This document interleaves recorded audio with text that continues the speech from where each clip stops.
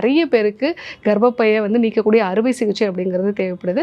So மலைவேம்பு இடித்து சாறு எடுத்து நம்ம வந்து பயன்படுத்தலாம். ஸோ மலைவேம்பெல்லாம் எனக்கு கிடைக்கல டாக்டர் அப்படின்னு சொல்கிறவங்க ஸ்ரீகேர் தைலம் நம்முடைய மருத்துவமனையில் வந்து கிடைக்குது. இந்த ஸ்ரீகேர் தைலமும் மலைவேம்பு சேர்ந்த இன்னும் சில மூலிகைகள் சேர்ந்த முக்கியமாக கர்ப்பப்பைக்கான ஒரு பலப்படுத்தக்கூடியது, கர்ப்பப்பையில் இருக்கக்கூடிய கழிவுகளை வந்து நீக்கக்கூடிய ஒரு எண்ணெய். ஸோ இந்த எண்ணெயை வந்து இன்ஃபர்டிலிட்டினால் பாதிக்கப்பட்டவங்க, ஃபைப்ராய்டு மாதிரியான பிரச்சனை இருக்கிறவங்க, 40 வயதுக்கு மேலே இருக்கக்கூடிய பெண்கள், பிசிஓடி தைராய்டு மாதிரியான பிரச்சனை இருக்கிறவங்க, எண்டோமெட்ரியல் திக்கனிங் வந்து அதிகமாக இருக்குது அப்படின்னு சொல்லக்கூடிய நபர்கள், ஸோ இவங்க எல்லாருமே வந்து இந்த ஸ்ரீகேர் தைலத்தை மாதவிடாய் காலகட்டத்தில் காலை வெறும் வயிற்றில் ஒரு 15 ml ஒரு அரை டம்ளர் நீராகாரத்தோட இல்லைன்னா மோரோட கலந்து வந்து எடுத்துக்கலாம். அந்த 3 நாட்களும் நம்ம தொடர்ந்து எடுத்துக்கும் பொழுது கர்ப்பப்பையில் இருக்கக்கூடிய கழிவுகள் எல்லாமே வந்து வெளியாக ஆரம்பிக்கும்.